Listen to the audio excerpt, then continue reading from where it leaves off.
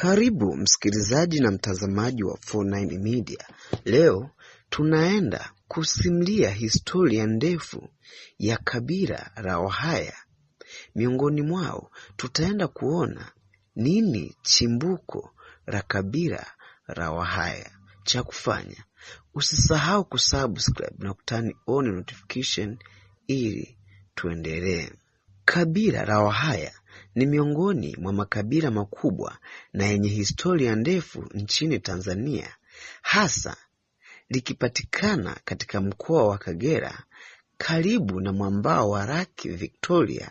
Wahaya wana historia tajiri sana inayochanganya hadithi za asili na falme za kale na utamaduni wa kipekee na mchango mkubwa katika maendeleo ya Afrika ya Mashariki. Inaaminika kwamba Wahaya ni sehemu ya jamii kubwa ya Wabantu waliohama kutoka maeneo ya Afrika ya Kati karne nyingi zilizopita. Wakati wa uhamaji huo, walifika kaskazini magharibi mwa Tanzania na kuanza kuishi katika maeneo yenye rutuba karibu na Ziwa Victoria. Wahaya walikuwa miongoni mwa jamii za kwanza Afrika Mashariki kuendeleza kilimo cha kisasa kwa wakati wao. Walijulikana kwa kilimo cha ndizi ambacho hadi leo ni chakula kikuu kwao, pamoja na ufugaji wa ng'ombe. Moja ya vitu vinavyofanya historia ya Wahaya kuwa ya kipekee ni uwepo wa falme zao za jadi. Kabla ya ujio wa wakoloni, Wahaya walikuwa na mfumo imara wa utawala wa kifalme.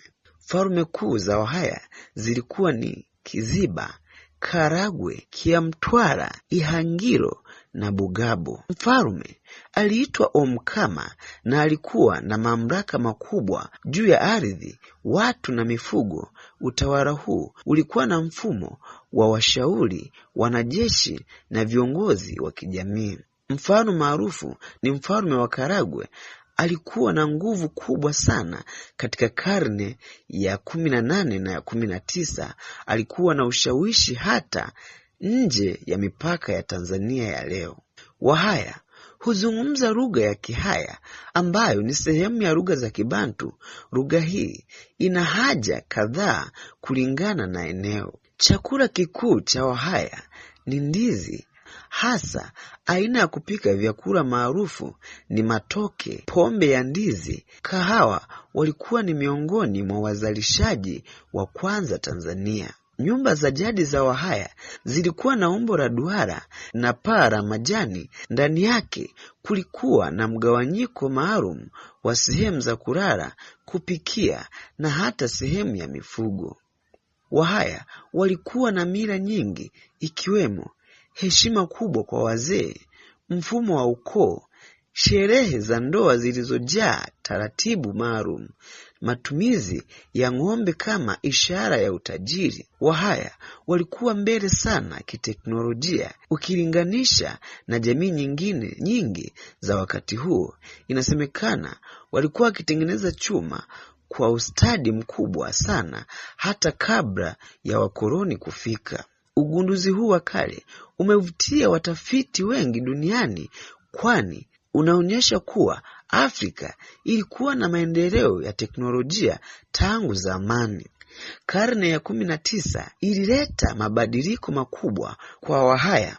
Wajerumani walipofika Tanganyika wakati huo, walivunja mifumo ya kifalme na kuanzisha utawala wao. Baadaye Waingereza walichukua nafasi baada ya vita ya kwanza ya dunia. Katika kipindi hicho, falme zilipoteza nguvu, mfumo wa elimu wa kisasa ulianzishwa, dini za Kikristo zilianza kuenea.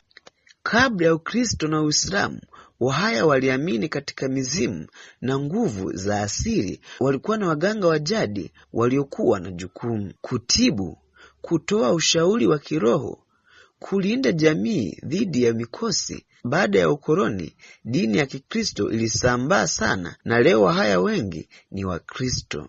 Katika Tanzania ya leo, Wahaya ni miongoni mwa jamii zilizoendelea kielimu na kiuchumi. Wamechangia sana katika elimu siasa na biashara. Watu wengi mashuhuri wametoka katika jamii ya Wahaya wakichangia maendeleo ya taifa kwa kiwango kikubwa. Kama ilivyo kwa jamii nyingine, Wahaya pia wanakumbana na changamoto, mabadiliko ya utamaduni kutokana na utandawazi, kupungua kwa matumizi ya lugha ya asili, vijana kuhamia mjini. Hata hivyo, juhudi zinafanyika kulinda utamaduni wao kupitia matamasha za kitamaduni, elimu ya historia na utafiti wa mila na desturi. Historia ya Wahaya ni ushahidi kwamba Afrika ina urithi mkubwa wa ustaarabu, utawala na ubunifu, kuanzia falme zao za kale na teknolojia ya chuma hadi utamaduni wao wa kipekee. Wahaya ni sehemu muhimu sana ya historia ya East Africa. Ni historia inayostahili kusimuliwa, kuhifadhiwa na kufundishwa kwa vizazi vijavyo. Hivyo, usisahau kusubscribe na kutani on notification. Hii ni 49 Media. Asante sana kwa kunisikiliza.